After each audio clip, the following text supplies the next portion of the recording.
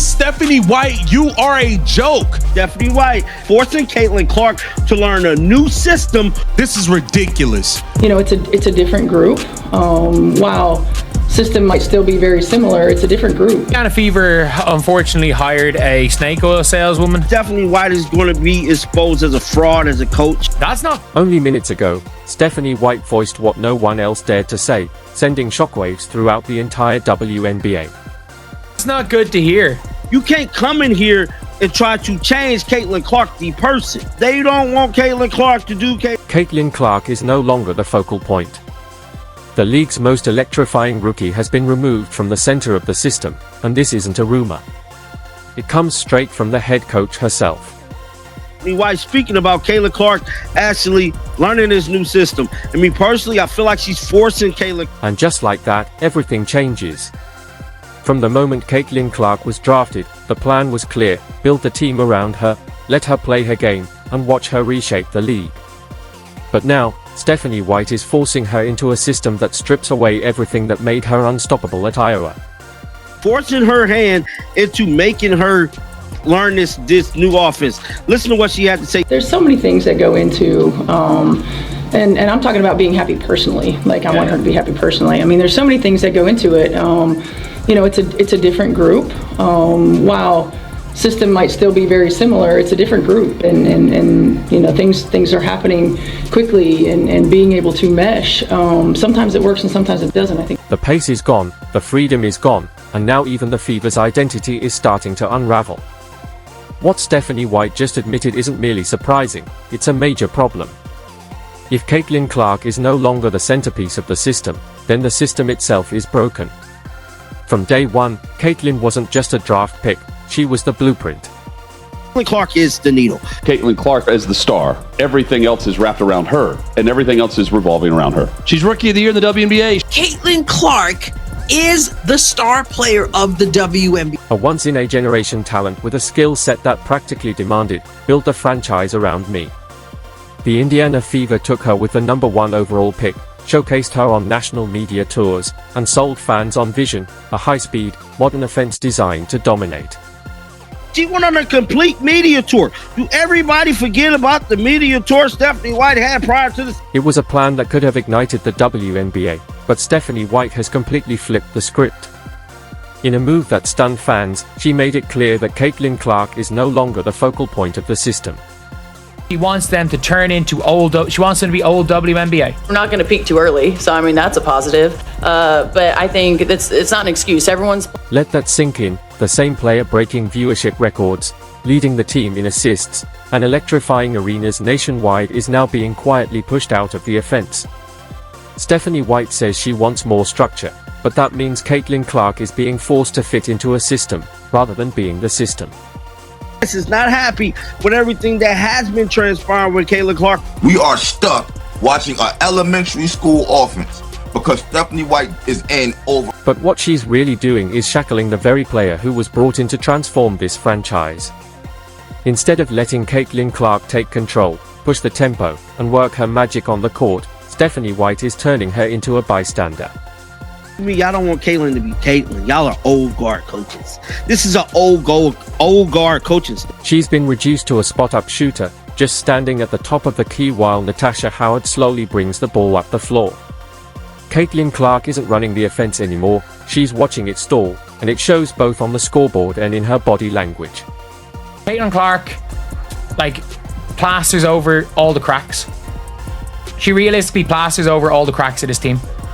This team is not structured. Fans were promised the Iowa version of Caitlin Clark: quick reads, explosive pick and rolls with Aaliyah Boston, sharp vision, blazing tempo, and relentless energy. They have thrown. Caitlin Clark would throw. What they're getting instead is a slow, outdated, grind-it-out offense that feels like it was lifted straight from a 2010 WNBA playbook.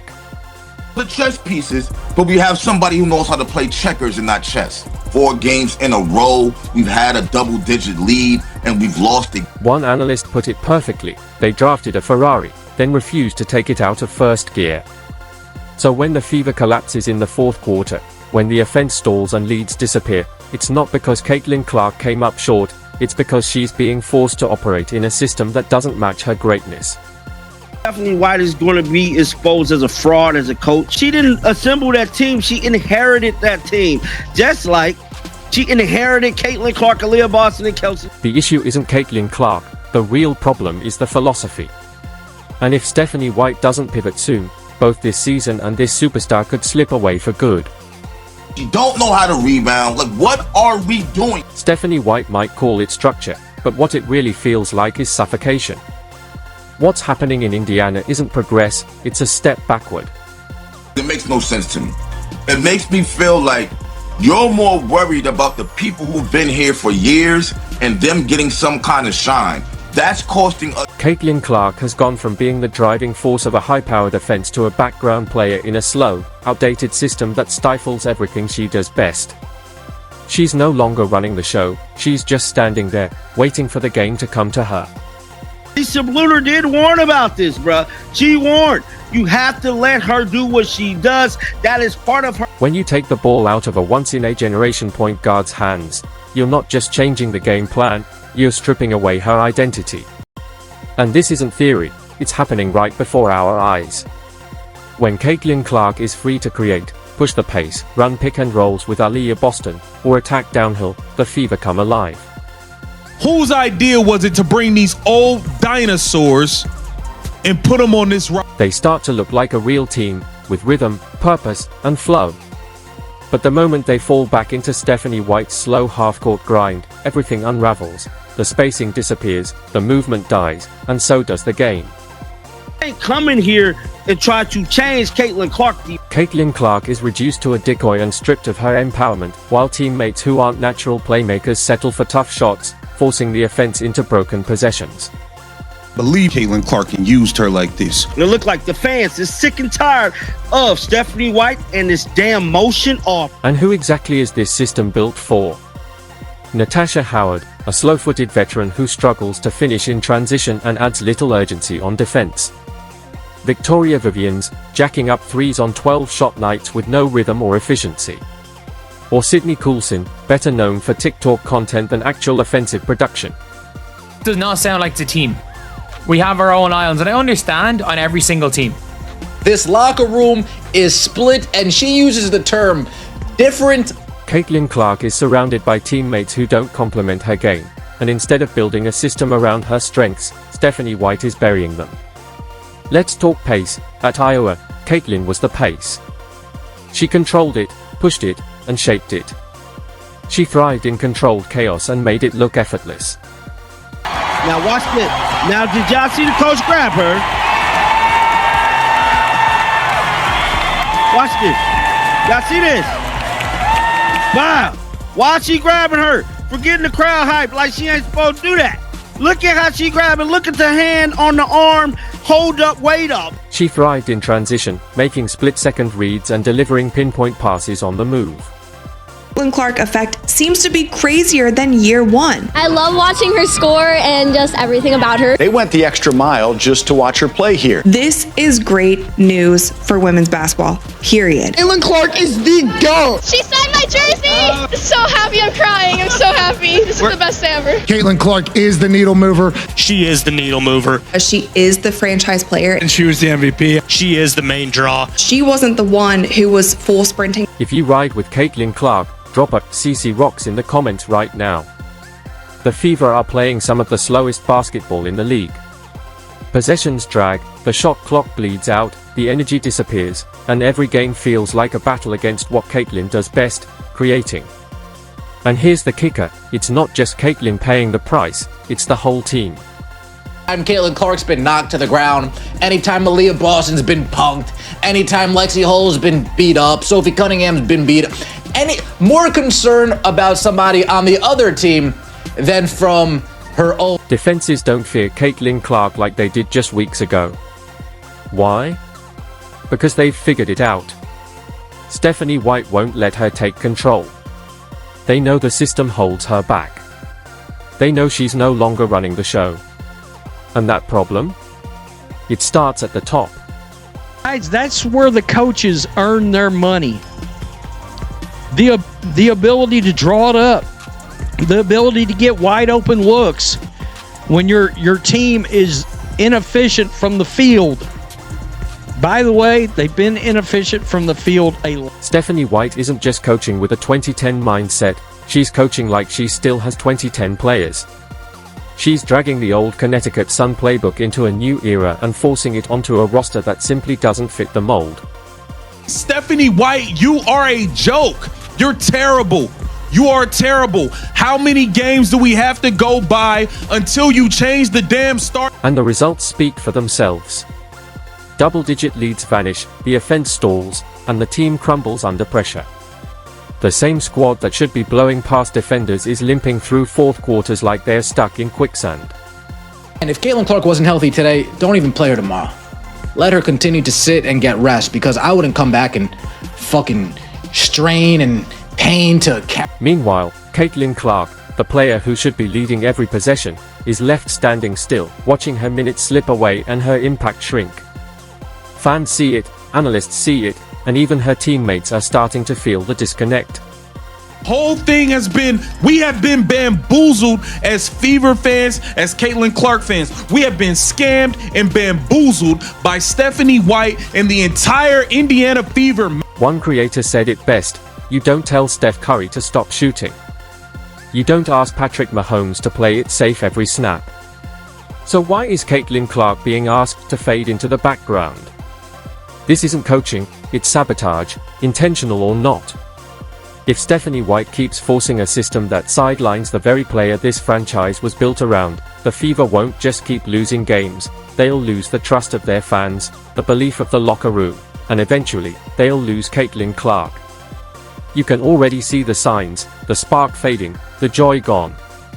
The fire and flair that defined her greatness is being smothered under a system more focused on control than unleashing talent. She's not the engine anymore, she's being reduced to a cog in a machine she was never meant to fit. Anytime Caitlin Clark's been knocked to the ground, anytime Aaliyah Boston's been punked, anytime Lexi Hull's been beat up, Sophie Cunningham's been beat up, more concern about somebody on the other team than from her own. Stephanie White is coaching for yesterday.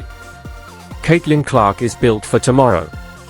Yet instead of unleashing her full potential, Indiana is boxing her in, holding her back, toning her down, and forcing her to blend in instead of break out. And this isn't just a bad strategy, it's a dangerous one. Every time Caitlin is pushed out of her own offense, her confidence cracks a little more, her fire dims a little further. Make no mistake, if the Fever stay on this path, they won't just fumble the season, they'll fumble Caitlin Clark. Why, speaking about Caitlin Clark actually learning this new system, I mean, personally, I feel like she's forcing Caitlin Clark. She's forcing her hand into making her learn this new offense. Listen to what she had to say. There's so many things that go into, and I'm talking about being happy personally. Like, I want her to be happy personally. I mean, there's so many things that go into it.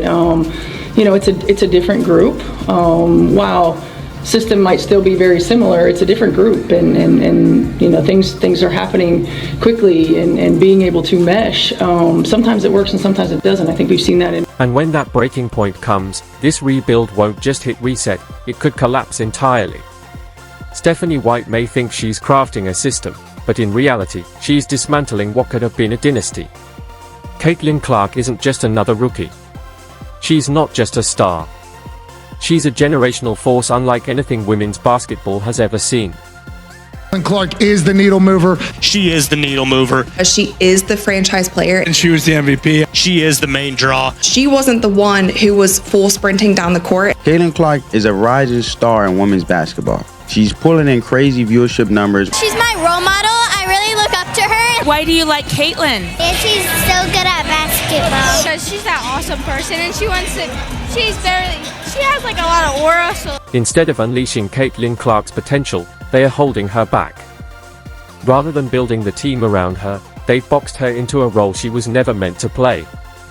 The offense is a mess, the chemistry is off, and the culture is crumbling. This isn't just a bad coaching decision, it's an organizational meltdown.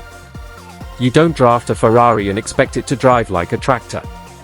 You don't sell fans the dream of a new era and then shove the face of that era into the corner, waiting for a moment that never comes. NBA rumors suggest Caitlin Clark will be among the first stars making $1 million annually. The most notable of which is, y'all already know who, the needle mover, Caitlin Clark. So in 2024, she averaged 16.5 points per game, 4 assists, 5.5 rebounds. She shot 37% from the field and 31.8% from three.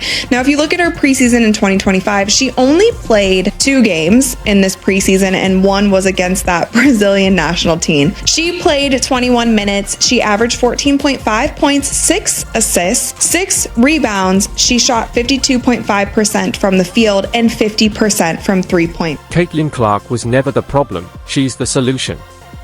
But if Indiana refuses to recognize that, if they keep treating her as just another piece instead of the foundation, then they don't deserve her. Here's the bottom line, time is running out. If the Fever continue sidelining Caitlin Clark, they are not just throwing away wins, they are throwing away their identity, their fans, and the future they were entrusted to build.